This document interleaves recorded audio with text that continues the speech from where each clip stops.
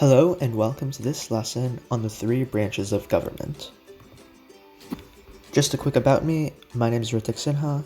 I'm a senior at Los Altos High School, and I'm interested in computer science, math, and chemistry. So in America, our government is split up into three different branches. And the purpose of this, first of all, is that it helps divide the functions of government so that each branch focuses on one specific area. And the second purpose is that what's called checks and balances can happen. And basically this means that each branch can restrict another branch from performing certain actions. And this helps because it helps enforce our limited government, which means our government is restricted in its power and can't become tyrannical because each branch can restrict a different branch of government. And we'll see how effective this is when we talk about each branch more specifically. And in America, the three branches of government are the executive, legislative, and judicial branch. So the first branch of government is the legislative branch. And in America, this constitutes the Congress. And the Congress itself is divided into the Senate and the House of Republicans. Now, the main job of the Congress or the legislative branch is to create laws, and there's a specific process that goes into making these laws, which we won't go into right now. But essentially, the main job of the legislative branch is to create laws that are enforced throughout the nation. And there are other responsibilities for the legislative branch, such as collecting taxes, regulating trade, and borrowing money, for example. And as you can see, this probably gives the idea that the legislative branch is pretty powerful because their laws impact the whole nation and what people can or can't do. However, as we mentioned before, there are checks and balances. So in terms of the legislative branch, they can also check the power of the judicial and executive branches through impeachment. And what impeachment is basically the idea that if, for example, a Supreme Court justice or the president commits an act that's beyond their scope of power, so something that they're not allowed to do, Congress can impeach them and even remove them from office. And the House of Republicans is responsible for impeaching the person who's being tried, and the Senate is responsible for voting to remove that person completely from office. So, for example, just recently, Donald Trump, our president, was impeached by the House of Republicans. However, he remained in as a president because the Senate did not vote to remove him from office. However, they have the power to do so.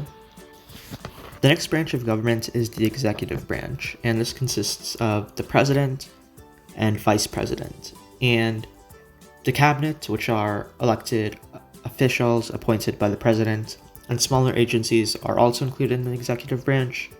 However, we'll focus mostly on the president.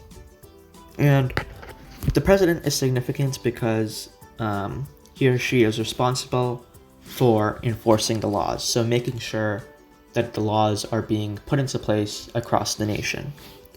And additionally, the president is important because he or she is kind of like the leader of America. He or she is responsible for conducting foreign affairs, as well as he or she is the commander-in-chief of our army, of our armed forces. And also, he or she is responsible for communicating directly to the American people. So, most people in America, in terms of government, the most recognizable person is the president. And just like the legislative branch, the executive branch has checks and balances that it can enforce on the other two branches. So in the terms of the legislative branch, it can veto legislation. And what this means is that if the legislative branch has decided to approve a new law, it first must go through the president. And the president must decide if he or she wants to either veto that legislation, which means basically send it back to the legislative branch and not put it into place, or ultimately sign it into existence. And in terms of the checks and balances it has on the judicial branch, it has the power to nominate judges. So earlier this year, when Ruth Bader Ginsburg passed away, President Trump was given the power to appoint a new federal judge, which he did. And obviously, as we know, there was lots of controversy around that, and that's because the legislative branch actually has to approve that appointment. So as we can see, there's lots of intertwining checks and balances that occur. So while the executive branch has the power to appoint a federal judge, the legislative branch has to approve that nomination. So the final branch of government is the judicial branch, and this consists of the Supreme Court. Now, the Supreme Court is significant because they are responsible for interpreting the law, and also their word is final. So one of their functions is if, for example, a local case is brought up to the Supreme Court to be decided, their decision is final. And it also sets the precedent for cases in the future.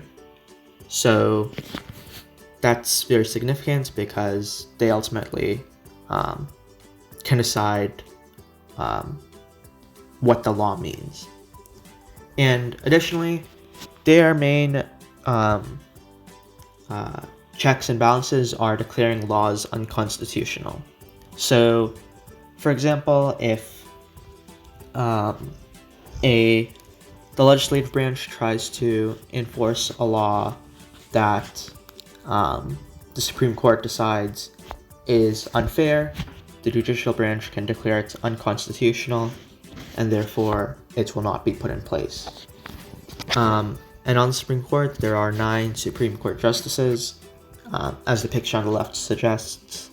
However, the picture on the left is a bit outdated because Supreme Court Justice Ginsburg was replaced by Supreme Court Justice Barrett after Ginsburg passed away.